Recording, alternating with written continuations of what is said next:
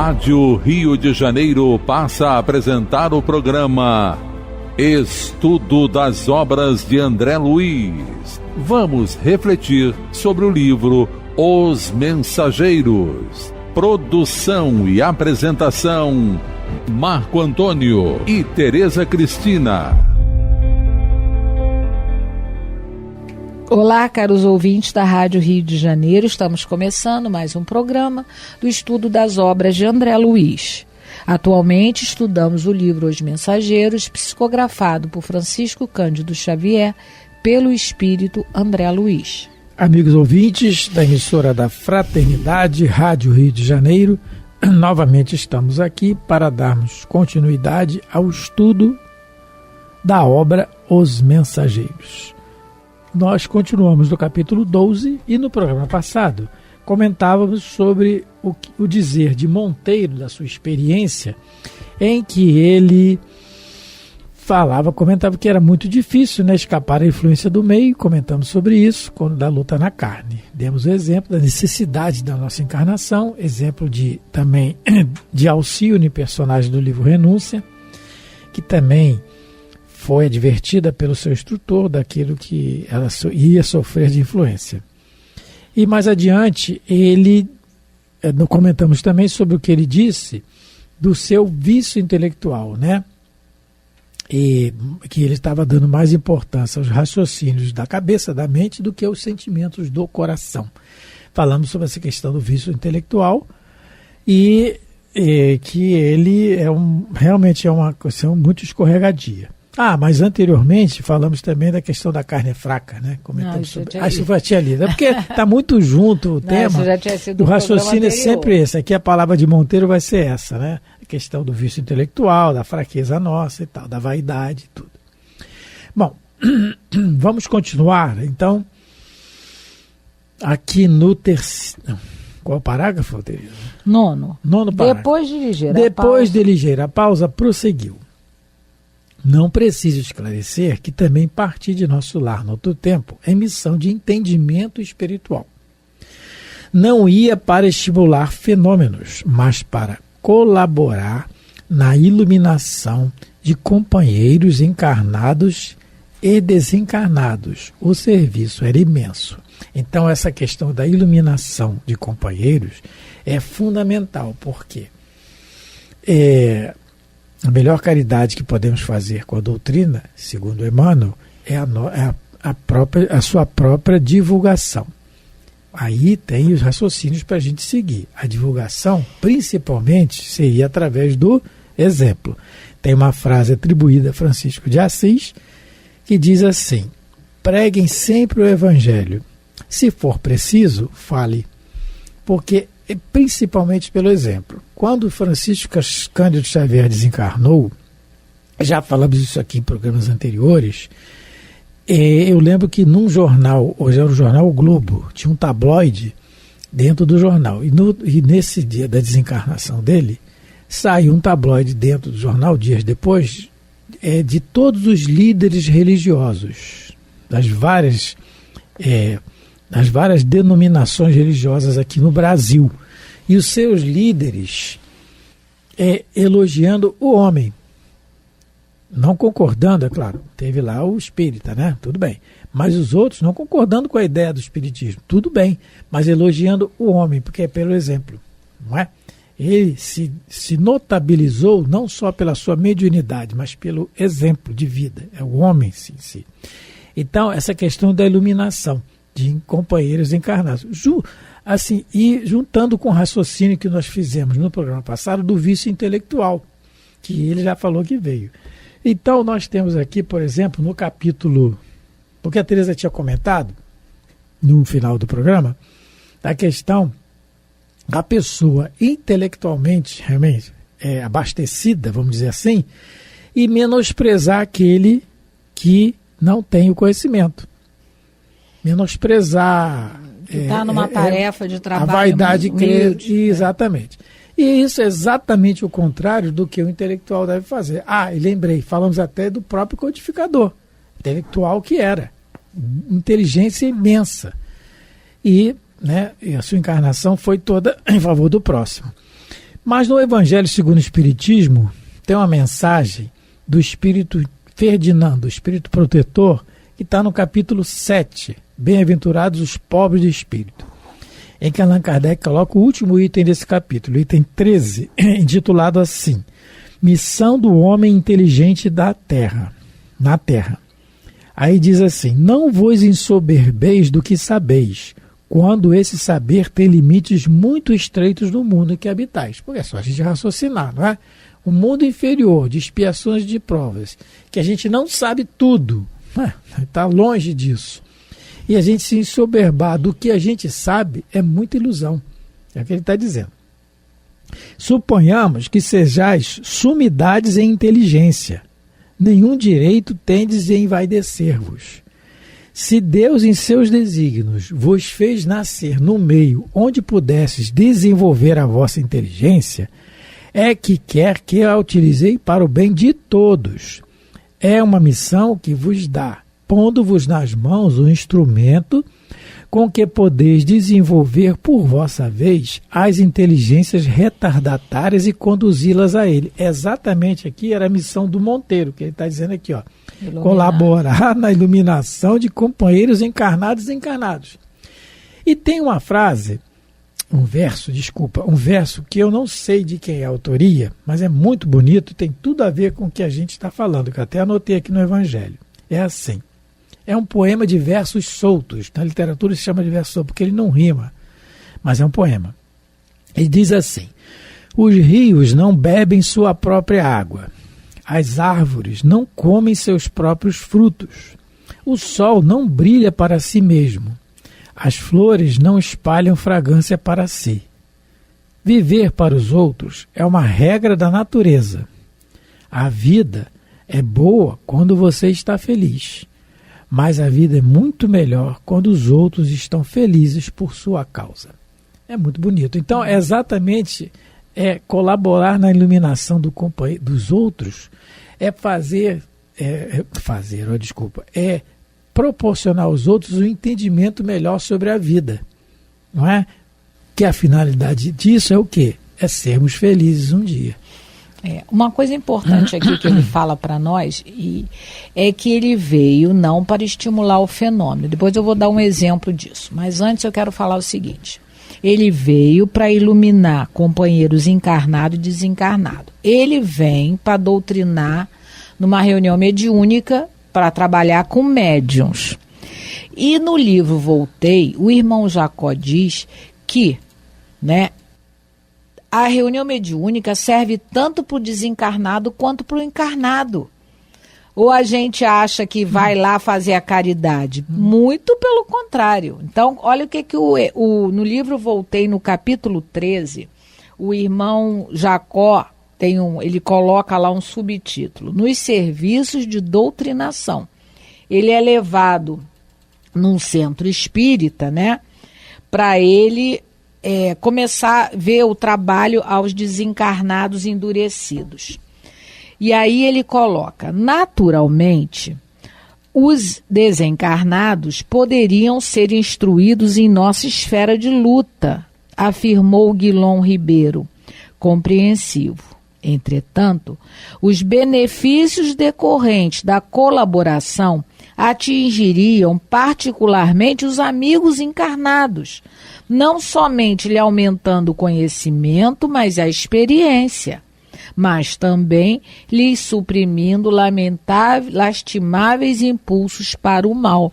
Por quê? A gente observando o comportamento, o discurso de um endurecido, a gente vai ver o que levou ele a estar na situação em que ele está, de um sofredor.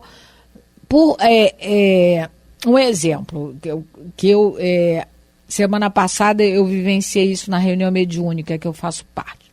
Chegou um espírito lá, gago, ele não conseguia, e chorava muito, e ele não conseguia se expressar direito. E a minha intuição era a seguinte: talvez ele não fosse gago na última encarnação, mas por ter usado mal a palavra, chegou no mundo espiritual gago.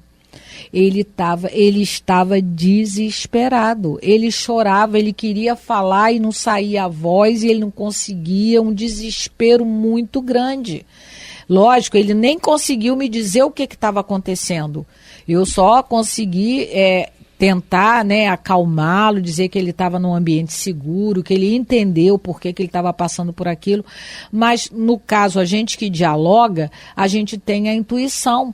E na hora me veio, esse espírito ele está perturbado porque ele chegou no mundo espiritual gago sem ser. Então, olha só, que experiência eu tiro disso, dessa comunicação? Eu tiro a experiência de que se eu usar mal a minha palavra, se eu usar a minha boca para ferir, para caluniar, eu posso chegar, às vezes, até mudo no mundo espiritual e gago também.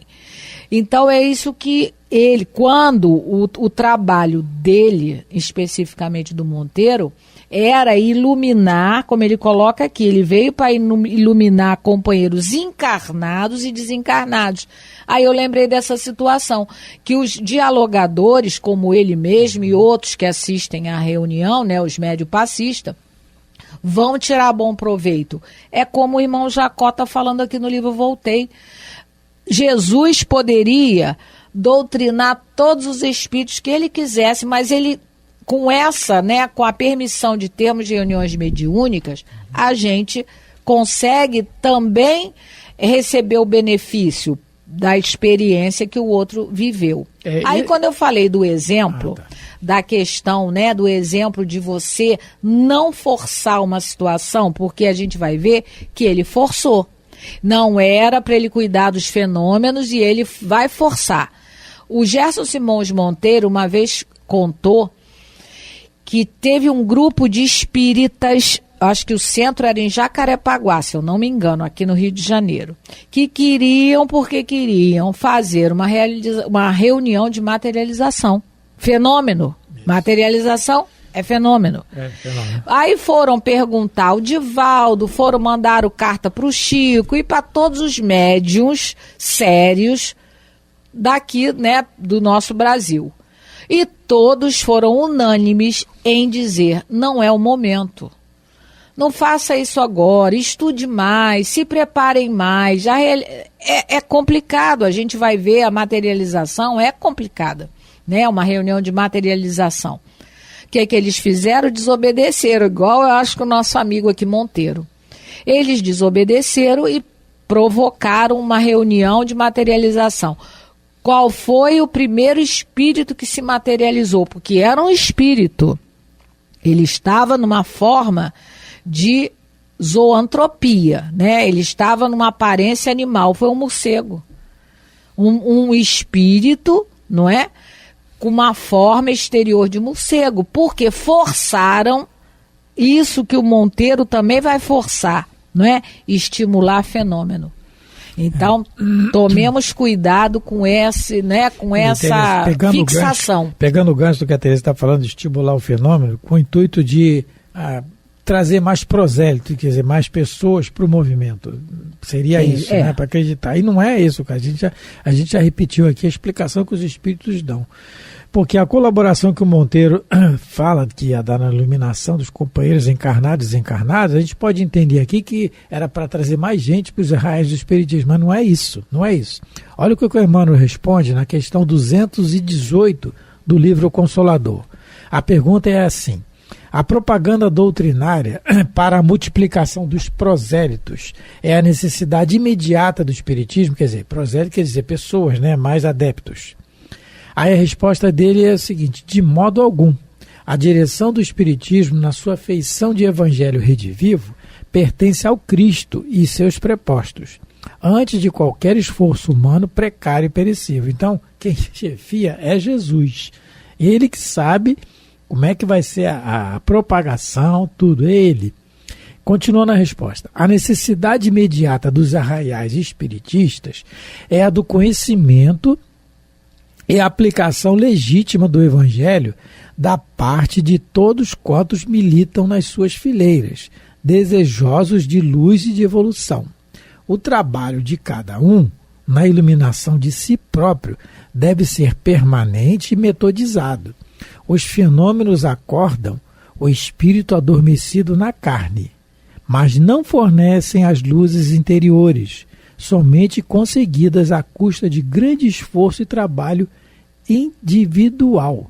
A palavra dos guias e mentores do além ensina, mas não pode constituir elementos definitivos de redenção, cuja obra exige de cada um sacrifícios de renúncias santificantes no laborioso aprendizado da vida. Então ele está dizendo que qualquer fenômeno não vai convencer ninguém. O que ele está dizendo aqui na resposta? Que a finalidade nossa, que foi a do Monteiro também, é a sua iluminação íntima. Se ele tentasse fazer a sua iluminação íntima, aí sim ele ia colaborar na iluminação dos outros, que é o que ele está dizendo, colaborar, porque ninguém ilumina ninguém, cada um se auto-ilumina. É o que o Emmanuel está dizendo, é esforço individual de cada um, permanente e metodizado, aí esforço de cada um faz o seu esforço, porque senão Jesus teria nos convencido, e nós pregamos ele na cruz, não é assim? Tantos fenômenos que Jesus fez. João, no seu evangelho, diz, se fosse escrever o que Jesus fez, não caberia nos livros da terra, está lá no seu evangelho. Porque não foram só aquela meia dúzia de fenômenos que a gente lê no evangelho, que tem, é muito mais. A gente não imagina o que aconteceu. E os fenômenos foram aí, e nós pregamos ele na cruz. Nós, né, que muitos de nós que estávamos lá no judaísmo, entendendo as leis de Deus, porque são as mesmas leis, sabíamos muitas vezes que ele era o Messias e pregamos ele, né? E aí, então o fenômeno não convence a ninguém. É isso que a gente tem que repetir para nós mesmos. Então vamos continuar?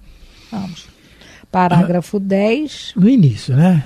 Já o lemos. Serviço era imenso. Nosso amigo Ferreira, aí, aqui, né? É daí. Nosso amigo Ferreira, que é o Belarmino. Que é o Belarmino. Pode dar testemunho, porquanto partimos quase juntos. Recebi todo o auxílio para iniciar minha grande tarefa e intraduzível alegria me dominava o espírito no desdobramento dos primeiros serviços. É sempre assim, a gente inicia com entusiasmo, né, meu Deus? Permanecer que é o problema. O Emmanuel fala isso, começar é fácil, continuar é o desafio. É o desafio e terminar é sacrifício. É sacrifício. Mais ou menos isso. É. Mais ou menos isso. É sacrificial. Sacrificial, é. Minha mãe, que se converter em minha devotada orientadora, não cabia em si de contente. Olha o que a gente leu lá na pergunta 645. Mesmo você num ambiente de vício, você tem alguém que te ajuda. Sempre ninguém está abandonado, ninguém. Não. E uma coisa interessante, se a gente reparar no que a gente estudou até agora, a maioria dos médios vieram espírita do que a gente chama de berço. Todo mundo já teve esse amparo. Já chegaram em famílias espíritas, muitos deles. E então, porque imagine você vir médium, né? No caso dele é doutrinador. Mas uma mãe que era um apoio tremendo, era religiosa. Só o Chico, coitado, né? O Chico pegou a madrasta, né? Pegou a madrasta, mas eles às vezes já têm mais capacidade. Mas quem não tem, vem amparado às vezes daí do berço, para já sentir, né, o apoio, e quem está na expiação mesmo vai parar no hospício, porque não nasce numa família espírita, nasce numa família ortodoxa aí de qualquer religião. Quando eu conheci o espiritismo, o senhor a família colocou ele numa casa, né, num hospital psiquiátrico chamado Doutor Eiras, que eu acho que nem existe mais, mas ele ficou lá um bom tempo, porque ele era médio, coitado. Então, mas a gente já viu aqui que muitos vieram com o apoio da família. E essa senhora aqui, no caso dele, do outro era a esposa, no caso dele era a mãe. A mãe veio dar apoio. Imagina, como a devotada orientadora, né? Continuando mais enorme. Enorme entusiasmo instalara-se-me no espírito. Sob meu controle direto estavam alguns médios de efeitos físicos, além de outros consagrados à psicografia e à incorporação. Ponto e vírgula. Deixa eu só dar uma paradinha, porque nós, observando agora, né, que a gente tinha anotado, esse livro aqui, ele foi editado em 44. Né? Então, década de 40, o Espiritismo estava no seu início aqui no Brasil, né, na sua missão, e muitas vezes a gente vê os fenômenos acontecendo aqui, e outros livros também, várias instituições espíritas, porque era necessário, chamava a atenção das pessoas, né?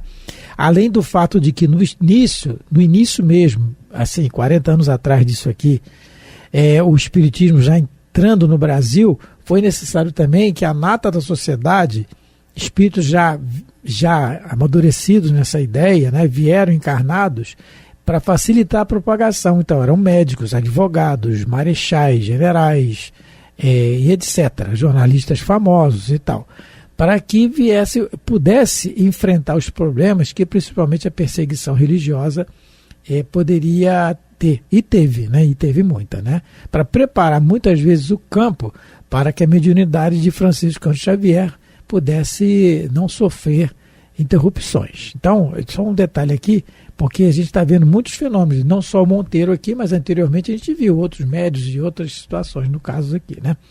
Então, mais um pouquinho. Só um instantinho. O problema não é o fenômeno é o necessário. O problema é que o Monteiro se distraiu nele. Porque o que é mais importante? O fenômeno ou é a lição que se tira do fenômeno? Porque o próprio Cristo, ele fez alguns fenômenos de cura, outros fenômenos físicos, né, também, mas o mais importante e o que ficou para nós realmente é o Sermão do Monte, é as orientações que ele nos legou, não é? Os fenômenos aconteceram, mas o mais importante da vinda de Jesus à Terra é a sua mensagem, não o fenômeno.